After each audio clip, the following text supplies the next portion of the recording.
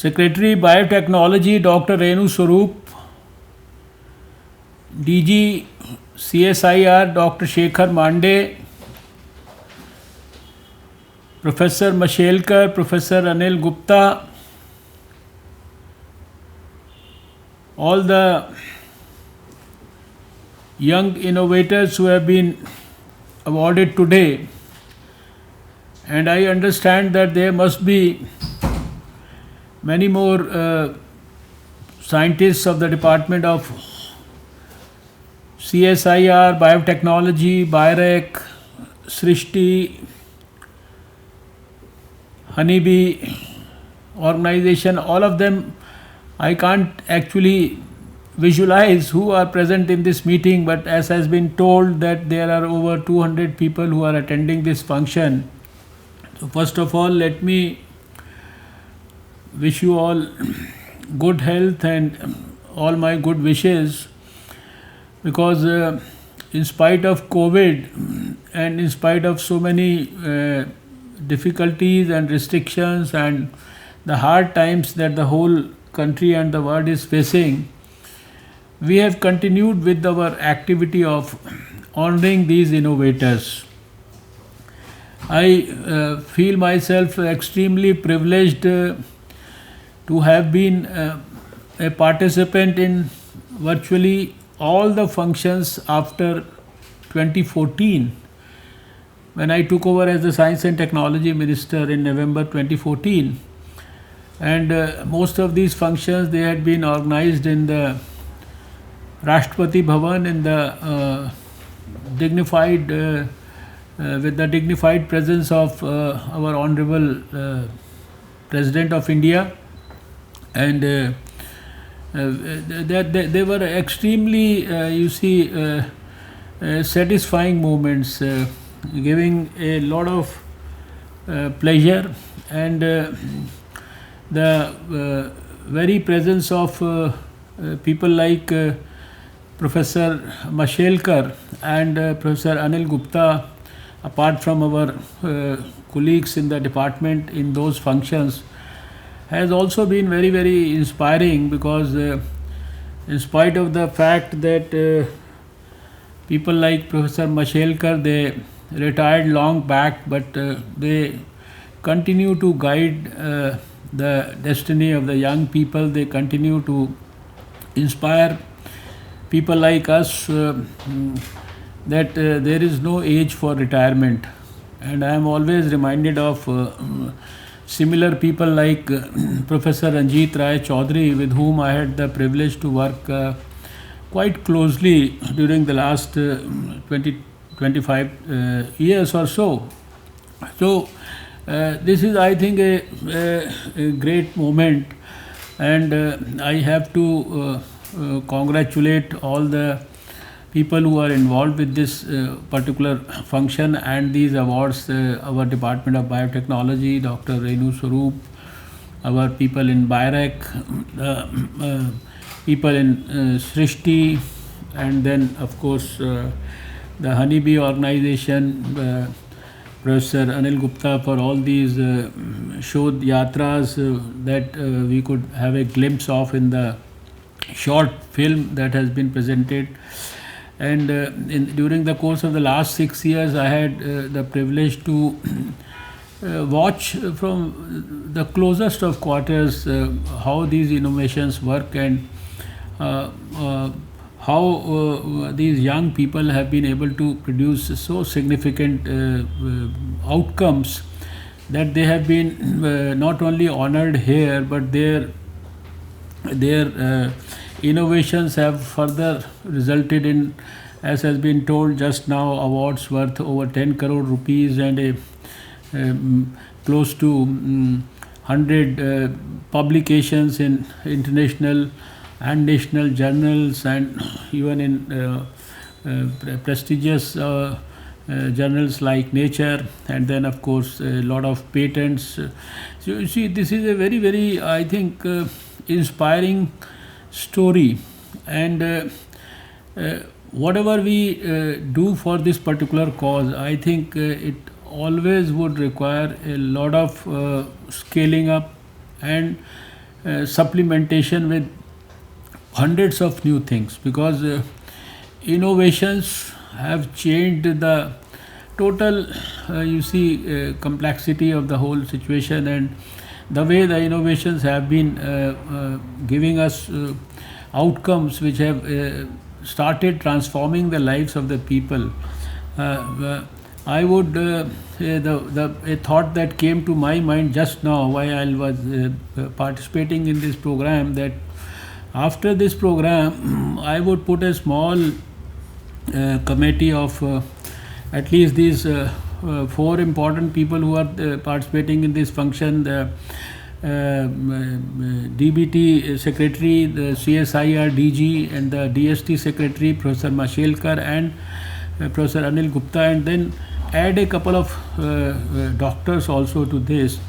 And I strongly feel that in the next 365 days we should scale up this particular activity to at least 10 times of what it is.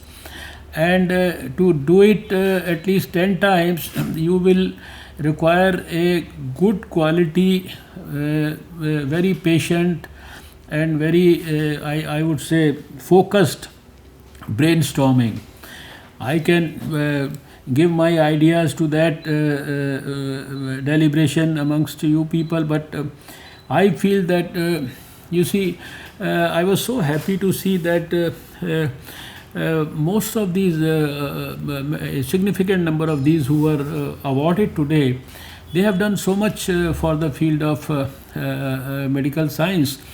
And all my life, having worked in the field of health for over 4 or 5 decades now, health has been my passion. It has been my heart and soul. Association with health has always been a great privilege for me, and I have always dreamt about achieving this goal of health for all for India, which I am sure that India only has the potential to actually achieve that.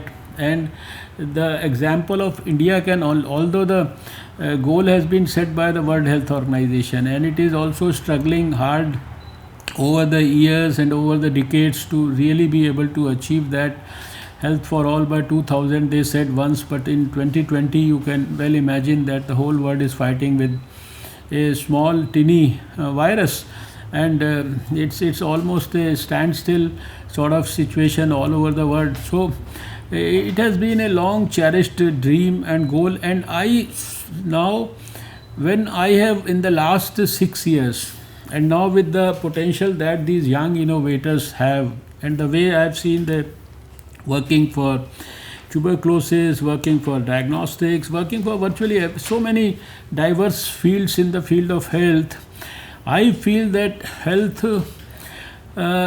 also needs a lot of support of the scientific community in a very big way. And the process has already started.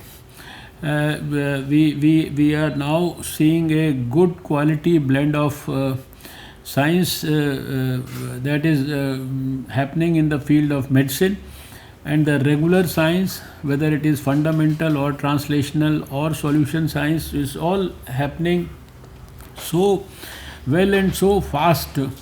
And I always say that, and I repeat it again and again, and I always feel pleasure in saying so, that for me, after having worked in the field of health for over 4 decades and then to get associated with the field of science, it has been the greatest blessing in disguise for me in my life.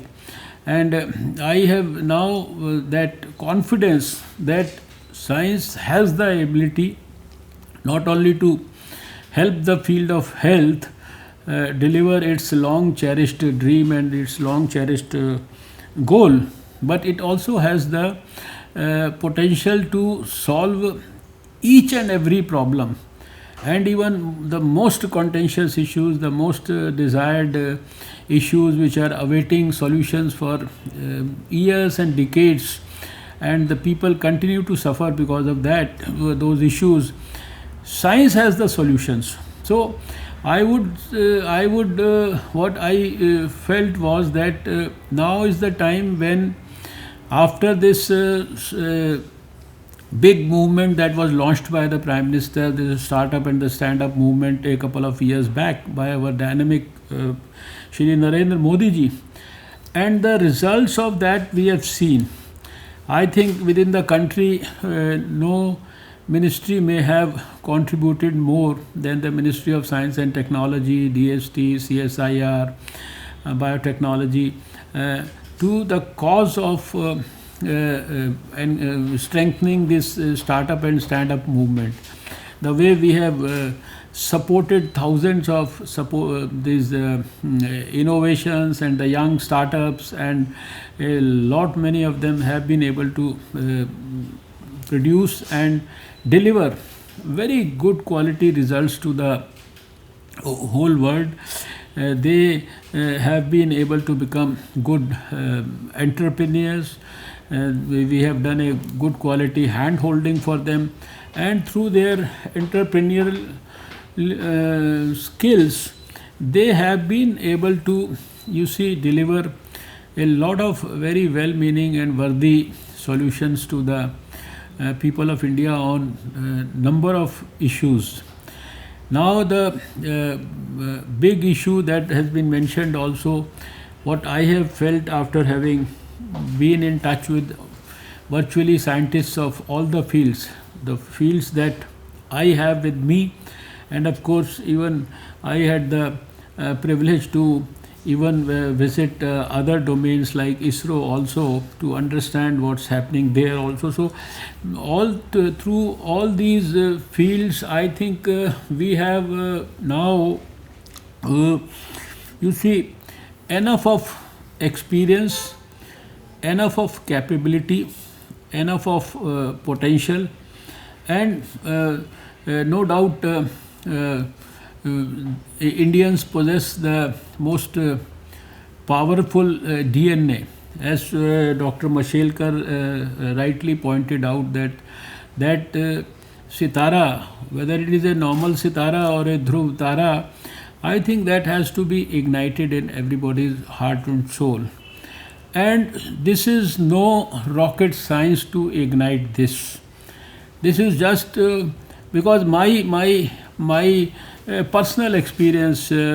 You mentioned about the country being a polio-free country, and a certified polio-free country from WHO. But when I look at, I was neither born as a scientist, I was neither born as a very great researcher about things, but when I recall my own journey of having been blessed by God with a dream, and that dream was born, and the way I was blessed by God to have this dream and passion to work and see one day a polio-free India, it was just a coincidence. I was just supported with an idea by a few pediatricians, and who in fact helped me in getting that sitara ignited.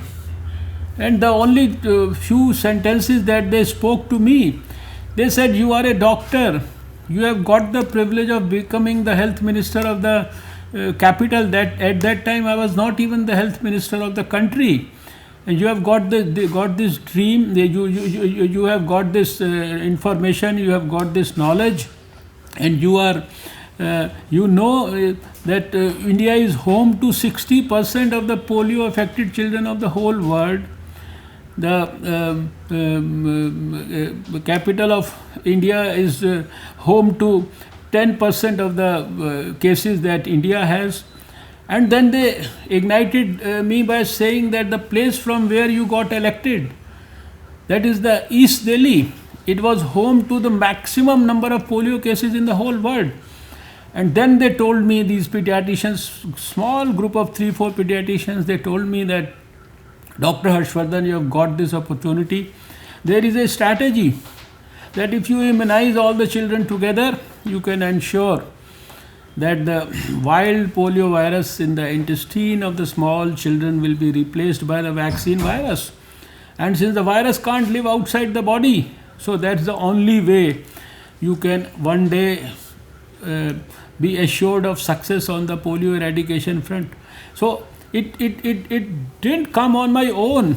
It came because somebody gave the idea and I got the blessing of God. So we now have to, and you see, then it's a long journey that I put in my book, A Tale of Two Drops, and I was blessed by God that when the journey I started from the being the health minister in Delhi, when India was certified a polio-free nation, I had incidentally become the Union Health Minister in the country in 2014. I myself received that certificate from the World Health Organization. So it is all, you see, the point that I am trying to make before these young innovators is that it is no rocket science to develop a dream.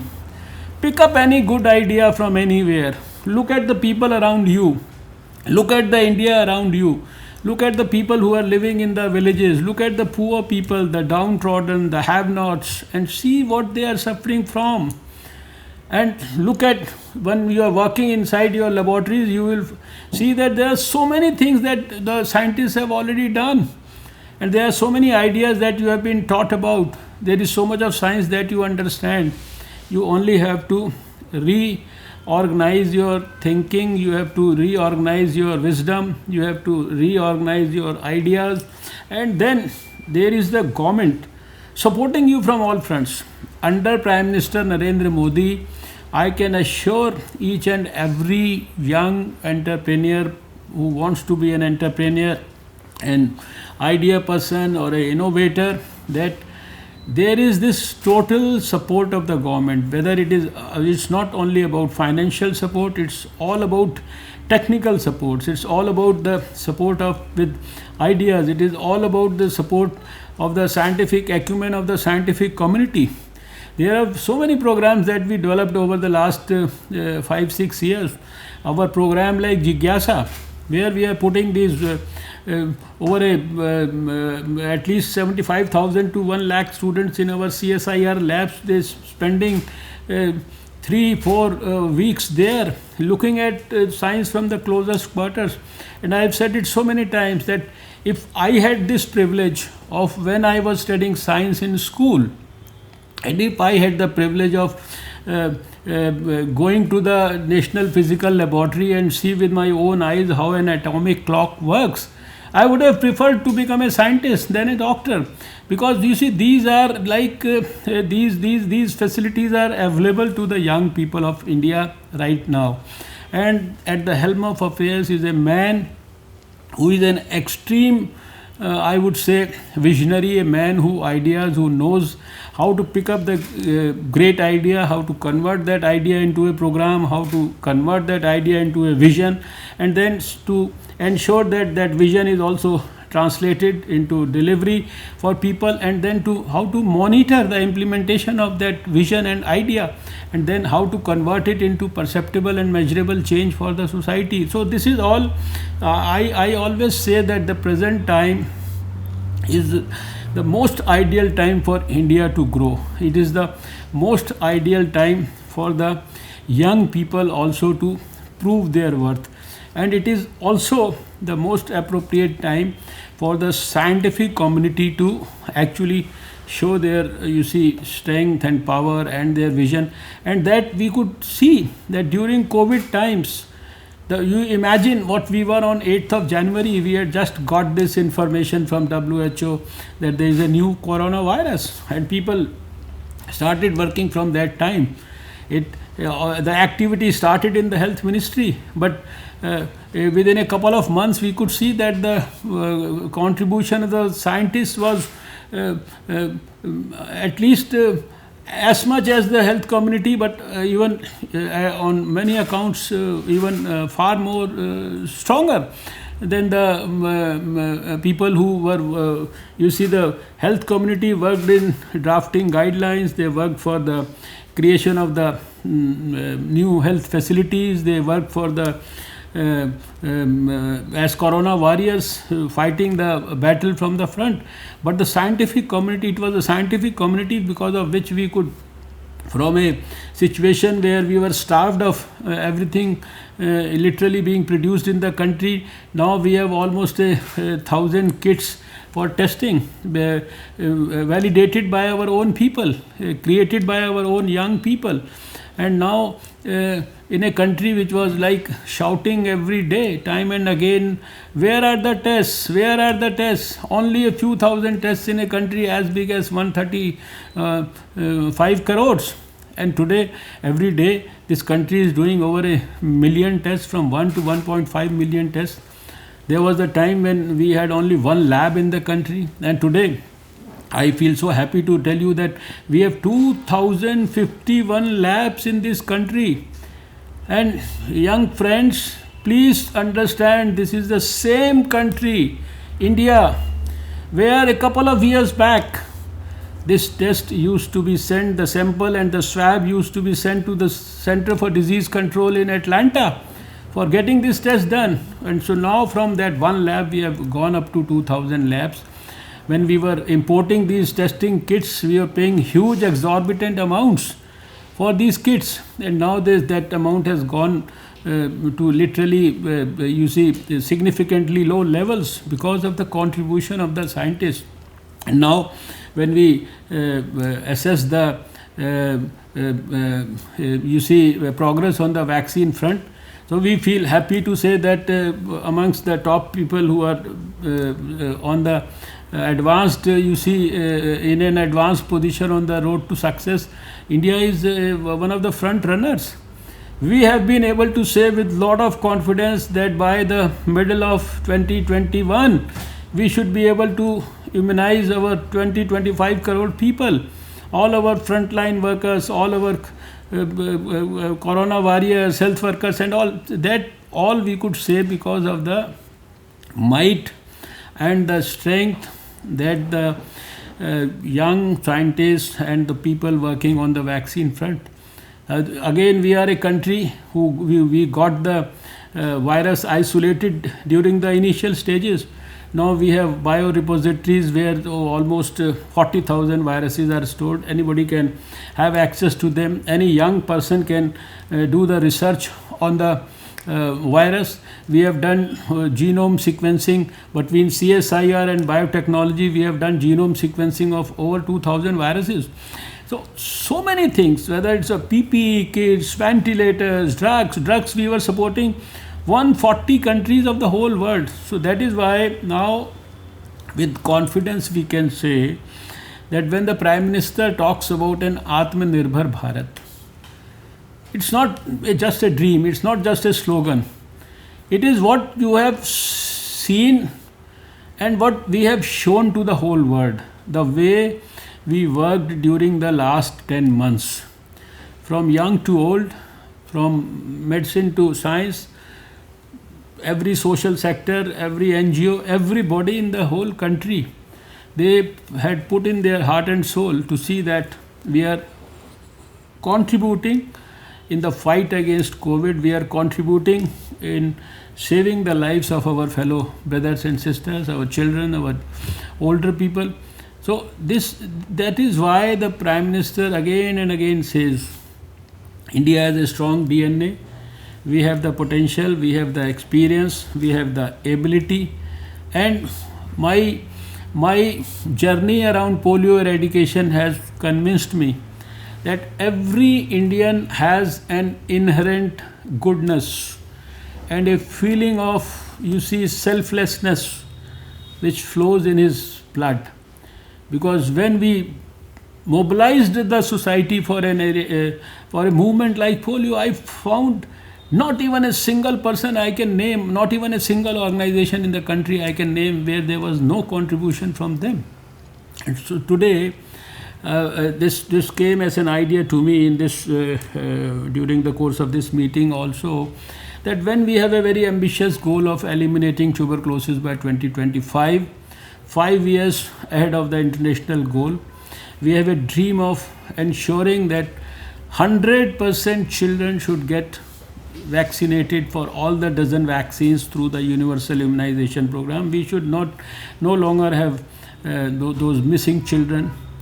We have a program like Suman where we have assured that the maternal health services are delivered to it's called the Surakshit Matritva Abhiyan, where there is zero tolerance to, I would say, denial of services in the country. That's another ambitious program. So many activities like this around eradication, elimination of diseases, and then of course the programs like this our Atmanirbhar Bharat, and of course the National Digital Health Mission, our PMJ. So many things are actually happening. They are all very huge dreams. Prime Minister wants to deliver a new India to every Indian by 2022, and then ultimately he wants India to be amongst the top 2-3 scientific nations. He wants ultimately all of us to grow up to the level of a Vishwa Guru Bharat, where our future is brighter than our glorious past. And he feels that this should not be his dream only. It should be the dream of every Indian. It should be the dream of every young person, every young scientist, every young innovator. So the only issue is, please diagnose the right issue, what we need to do. And once we have diagnosed, India has shown on number of occasions that the spiritual component of it, that if India decides, India does. If India dreams, India delivers. India has the capability to do that. So I would suggest that this program that we are doing virtually today, we should now, I think we have achieved a level.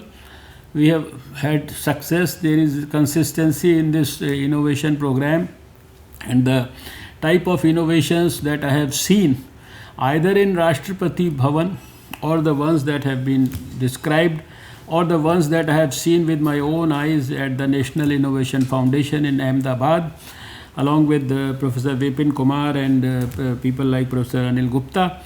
I am confident that with the might that science has been able to create by now, and with the zeal and with the, I would say, jazba, the feelings with which our young people work, India can actually deliver a new India to all Indians, where everybody has a smile on his or her face, everybody's nutritional and health and educational requirements of all the children, they are taken care of. We can take care of the dignity of the older people, we can take care of the safety of the women, and one thing should only prevail in the country, and that is the values around humanism and the values around nationalism. This is what is required, and we have to, I think, now reorient all our programs, whether it is by Honeybee or Srishti or BIRAC or maybe other organizations, because it is now proved beyond doubt that the most important coefficient is innovation coefficient. And the most important economy is not about monies or whatever your GDPs are, it is about ideas. So how we can generate these ideas, how we can promote these ideas, how we can inspire the younger people to have ideas, how they can dream about big things. I think that is all that we further want to, we should be focusing upon. And I am sure that with people like Professor Mashelkar and Professor Anil Gupta and our very distinguished secretaries in the department, and maybe there are so many committed people whom I have met in my life. I think there is no dearth of such people in the country. We have to put their heart and soul together, we have to put their brains together and see that as fast as possible we are able to ultimately achieve our desired goals. Prime Minister has been talking about the scientific social responsibility at all these science congresses, and now in the Ministry of Science and Technology, DST, for the first time we are bringing about a cabinet note which revolves on the subject of scientific social responsibility. And it is so heartening for me that there is a cabinet note around science and the scientific social responsibility. And the new science technology innovation policy of 2020 is also about, you see, focus on innovation, also about focus on grassroots involvement, is also focus on inclusiveness and making it, you see, very, very wide. So many stakeholder consultations have taken place there also. So that is why I say it's the most ideal time for all good things to happen. And we should, though we lost thousands of people during COVID, we lost so many of our dear doctor colleagues and other nurses and other health workers. Their sacrifice should not go in vain. It should not go wasted. I think we should treat this corona also as a learning experience for many of our issues, so that in future we can plan things in a better way. We can plan health activities, we can plan, you see, mitigation of such viral diseases in a better way. And this is all possible if we have the support of the young people, these young budding scientists in all our prestigious institutions, and not only in the formal institutions but also outside the institutions with us.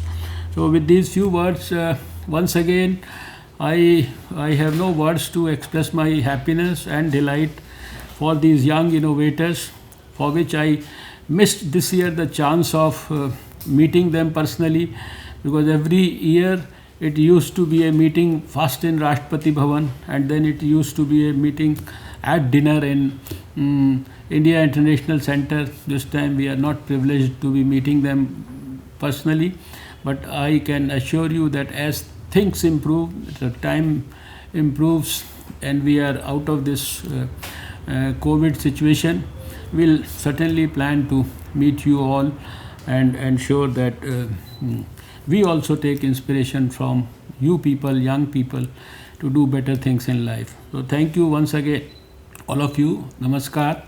Jai Hind. Bharat Mata ki Jai.